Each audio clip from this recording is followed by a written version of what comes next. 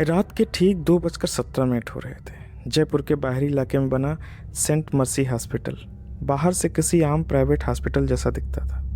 सफ़ेद दीवारें, नीली लाइटें, एम्बुलेंस की आवाज़ें और अंदर हर समय दौड़ते लोग। लेकिन उस रात हॉस्पिटल के तीसरे फ्लोर पे कॉरिडोर में जो हुआ, उसके बाद वहाँ काम करने वाले आधे स्टाफ ने नौकरी छोड़ दी। सीसीटीवी फुटेज में सिर्फ इतना दिखा कि एक नर्स स्ट्रेचर ढकेलते हुए आईसीयू की तरफ जा रही थी। फिर अचानक कॉरिडोर की सारी लाइटें झपकने लगी। कैमरा कुछ सेकंड के लिए ब्लैक हुआ और जब वीडियो वापस आया तो स्ट्रेचर खाली था। एक नर्स अब उसे ढकेल रही थी। उसके चेहरे पर अजीब मुस्कान थी, जैसे उसे पता ही ना हो कि स्ट्रेचर पर कोई है ही नहीं। उस रात के बाद तीसरे फ्लोर को हमेशा के लिए बंद कर दिया गया। लोग कहते हैं वहाँ आज भी रात 2:17 पर स्ट्रेचर के पहियों की आवाज़ आती। और सबसे डरावनी बात, उस रात जिस मरीज को गायब बताया गया था, उसका नाम अस्पताल के रिकॉर्ड में कभी था ही नहीं। ये कहानी है रिया की। उसे नौकरी की बेहद ज़रूरत थी। उसके पिता का इलाज चल रहा था और घर की हालत ख़राब थी। इसलिए जब शहर के बड़े अस्पताल सेंट मर्सी हॉस्पिटल से ऑफ़र आया तो उसने बिना ज़्यादा सवाल किए नौकरी स्वीकार कर ली। लेकिन इंटरव्यू के दौरान एक चीज़ उसे अजीब लगी। हर बार वह तीसरे फ्लोर के बारे में पूछती, सामने बैठे लोग बात बदल देते। वैसे तीसरा फ्लोर बंद क्यों है, उसने आखिरी बार पूछ ही लिया। कमरे में अचानक सन्नाटा छा गया। डॉक्टर मेहरा कुछ सेकंड तक उसे देखते रहे, फिर धीमी आवाज़ में बोले, पुरानी मशीनें ख़राब थीं इसलिए बंद है। लेकिन उनके चेहरे का डर कुछ और ही कहानी बता रहा था।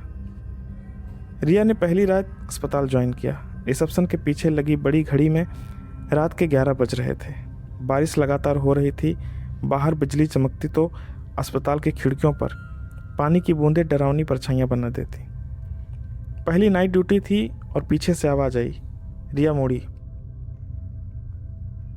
एक दुबली पतली नर्स उसके सामने खड़ी थी। उसके आई कार्ड पर लिखा था नर्स कविता। रिया ने मुस्कुराकर कहा, हाँ। कविता ने भी हल्की मुस्कान दी, लेकिन उसकी आंखों में अजीब थकान थी। एक सलाह दूं? रिया ने कहा, हाँ। अगर रात में तीसरे फ्लोर से किसी के रोने की आवाज़ आए तो ऊपर मत जाना। रिया हंस पड़ी, भूत ऊत वाली बातें हैं क्या? लेकिन कविता नहीं हंसी। उसने सिर्फ इतना कहा, काश से सिर्फ बातें होती। रात के 1:43 हो रहे थे। अस्पताल असामान्य रूप से शांत था। आईसीयू में सिर्फ मशीनों की बीप सुनाई दे रही थी। रिया दवाइयों की फाइल अपडेट कर रही थी। तभी ठक ठक ठक ऊपर से किसी चीज़ के घसीटने की आवाज़ आई। रिया ने सिर उठाया। आवाज़ बिल्कुल उसके ऊपर से आ रही थी, यानी तीसरे फ्लोर से। उसने आसपास देखा, बाकी स्टाफ सामान दिख रहा था, जैसे किसी ने कुछ सुना ही नहीं। फिर अचानक एक और आवाज़ आई। इस बार किसी औरत के रोने की आवाज़ आई, धीमी, दर्द भरी और बहुत करीब। रिया की रीढ़ में सिहरन दौड़ गई। उससे कविता की बात याद आ गई, ऊपर मत जाना। लेकिन इंसानी दिमाग जितना किसी चीज़ से डरता है, उतना ही उसकी तरफ खींचता भी है। रिया धीरे धीरे सीढ़ियों की तरफ बढ़ी। तीसरे फ्लोर का दरवाज़ा मोटी चेन से बंद था। ऊपर बड़ा सा बोर्ड लगा था, फ्लोर क्लोज्ड। लेकिन अंदर से अब रोने की आवाज़ आ रही थी। रिया ने दरवाजे के छोटे शीशे से अंदर झांका। कॉरिडोर पूरा अंधेरे से भरा था। फिर अचानक दूर किसी कमरे की लाइट जली और उस हल्की रोशनी में उसे कोई दिखाई दिया। एक औरत सफ़ेद पेशेंट गाउन में। वो धीरे धीरे कॉरिडोर में खड़ी थी। उसका सिर नीचे झुका हुआ था, लंबे काले बाल चेहरे पर फैले थे। रिया का दिल तेजी से धड़कने लगा। तभी वो औरत अचानक रुक गई और बिना सिर उठाए उसकी तरफ देखने लगी। रिया पीछे हट गई, लेकिन तभी टक टक टक दरवाजे की दूसरी तरफ से किसी ने धीरे धीरे शीशे पर उंगलियां मारनी शुरू कर दी। रिया ने कांपते हुए दोबारा अंदर देखा। अब वो औरत दरवाजे के बिल्कुल सामने खड़ी थी और सबसे डरावनी बात, उसकी आंखें नहीं थीं, सिर्फ काला अंधेरा। रिया चीखते हुए पीछे गिर गई। उसी समय पीछे से किसी ने उसका हाथ पकड़ लिया। तुम पागल हो क्या? वह कविता थी। उसका चेहरा पूरी तरह से डर से भर गया था। मैंने मना किया था ना ऊपर आने से। रिया कांप रही थी। अब वो अंदर कौन है? कविता ने तुरंत दरवाजे की तरफ देखा। कॉरिडोर फिर से खाली था। अंदर कोई नहीं था, लेकिन शीशे पर अभी ताज़ा उंगलियों के निशान बने हुए थे। अगले दिन रिया ने तय किया कि वह इस अस्पताल के बारे में पता लगाएगी। सुबह की ड्यूटी खत्म होने के बाद वह रिकॉर्ड रूम में गई वहाँ पुराने मरीजों की फाइलें रखी थीं, धूल से भरे रैक और बंद अलमारियाँ पूरे कमरे को किसी कब्रिस्तान जैसा बना रही थी। रिया तीसरे फ्लोर से जुड़ी फाइलें ढूंढने लगी। कुछ देर बाद उसे एक पुराना बॉक्स मिला जिस पर लिखा था वार्ड 3 इंसिडेंट। उसका दिल जोर से धड़कने लगा। उसने बॉक्स खोला। अंदर अखबारों की कटिंग्स, मेडिकल रिपोर्ट और कुछ तस्वीरें थीं। पहली कटिंग की हेडलाइन थी सेंट मर्सी हॉस्पिटल में रहस्यमयी मौतें। रिया की सांस अटक गई। रिपोर्ट के अनुसार 8 साल पहले तीसरे फ्लोर पर लगातार 11 मरीजों की मौत हुई थी। डॉक्टरों को मौत की वजह सामने समझ नहीं आई। सभी मरीजों ने मरने से पहले एक जैसी बात कही थी, वो औरत हमें देखने आती है रात में। रिया के हाथ कांपने लगे। तभी उसे एक फ़ोटो दिखी, कमरा नंबर 307 की। बेड पर वही औरत बैठी थी जिसे उसने रात में देखा था। नीचे नाम लिखा था अननोन पेशेंट। लेकिन फ़ोटो की सबसे अजीब बात कुछ और थी। उस महिला की आंखों पर काली स्याही से गोल निशान बनाए गए थे, जैसे किसी ने जानबूझकर उसे छिपाया हो। अचानक पीछे से आवाज़ आई, तुम्हें यह सब नहीं देखना चाहिए था। रिया तेजी से मुड़ी। डॉक्टर मेहरा दरवाजे पर खड़े थे। उनका चेहरा पीला पड़ चुका था। सर, ये सब क्या है?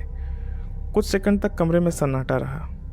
फिर उन्होंने धीरे से कहा, अगर अपनी जान बचानी है तो आज के बाद रात 2:17 पर तीसरे फ्लोर के पास मत जाना। लेकिन वहाँ कौन है? डॉक्टर मेहरा ने जवाब नहीं दिया। उन्होंने सिर्फ एक बात कही, क्योंकि वो मरीज नहीं रही।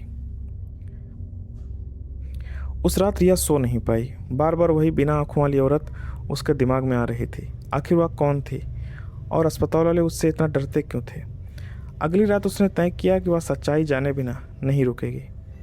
रात 2 बजे के आसपास वह चुपके से सिक्योरिटी रूम में पहुंची।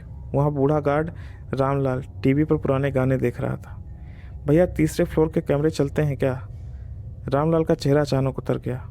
मैडम, उस फ्लोर का नाम भी मत लिया करो रात में। लेकिन रिया के बहुत कहने पर उसने पुरानी रिकॉर्डिंग्स खोल दी। स्क्रीन पर तारीख थी 14 अक्टूबर 2018, यानी वही रात जब तीसरा फ्लोर बंद हुआ था। वीडियो शुरू हुआ।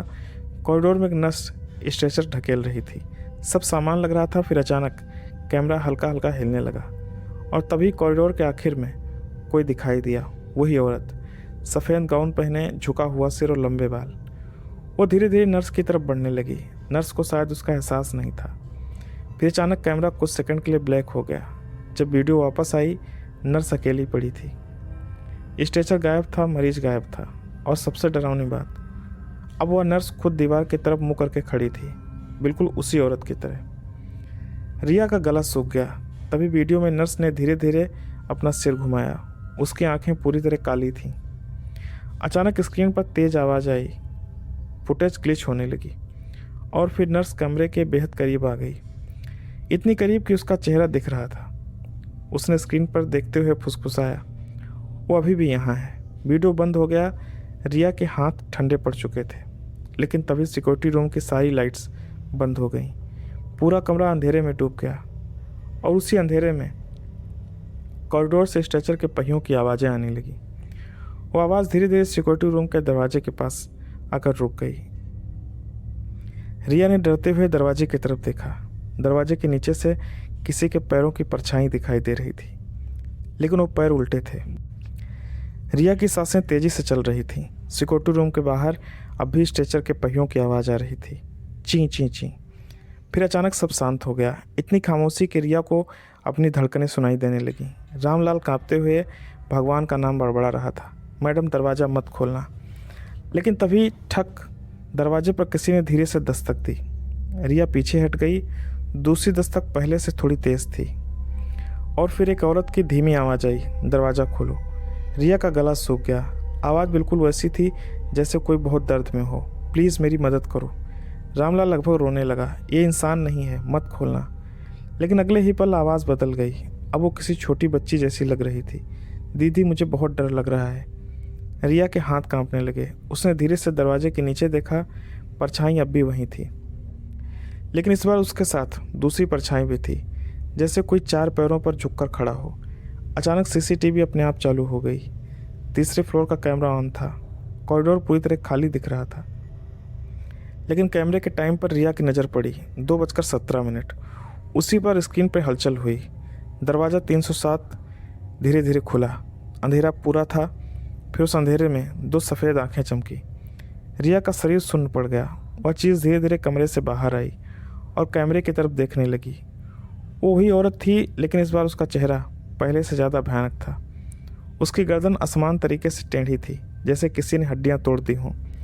उसके पैर उल्टे मुड़े हुए थे और सबसे डरावनी बात, उसके हाथ में किसी का कटा हुआ आई कार्ड था। कैमरा धीरे धीरे जूम हुआ। आई कार्ड पर नाम लिखा था, कविता शर्मा। रिया की आंखें फैल गईं। नहीं, उस समय सिक्योरिटी रूम का दरवाज़ा ज़ोर से हिलने लगा, जैसे बाहर कोई ताकत उसे तोड़ने की कोशिश कर रही हो। रामलाल चीख पड़ा, वो अंदर आ जाएगी। अचानक सारी स्क्रीनें बंद हो गईं। पूरा कमरा फिर अंधेरे में डूब गया और उसी अंधेरे में रिया ने अपने कान के पास कुछ सांसें महसूस हुई। रिया, उसकी रीढ़ में बिजली दौड़ गई। वो धीरे धीरे पीछे मुड़ी, लेकिन वहाँ कोई नहीं था। फिर उसकी नज़र सामने शीशे पर गई और उसका खून जम गया।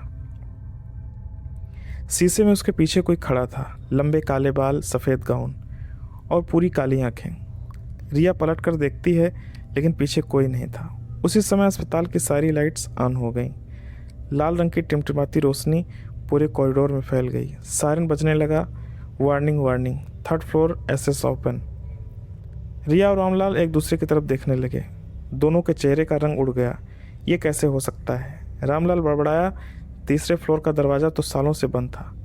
तभी ऊपर से किसी भारी चीज़ के घसीटने की आवाज़ आई, लेकिन इस बार आवाज़ सिर्फ एक नहीं थी। ऐसा लग रहा था जैसे दर्जनों स्ट्रेचर एक साथ चल रहे हों। और फिर अचानक पूरे अस्पताल में मरीजों की चीखें उठीं।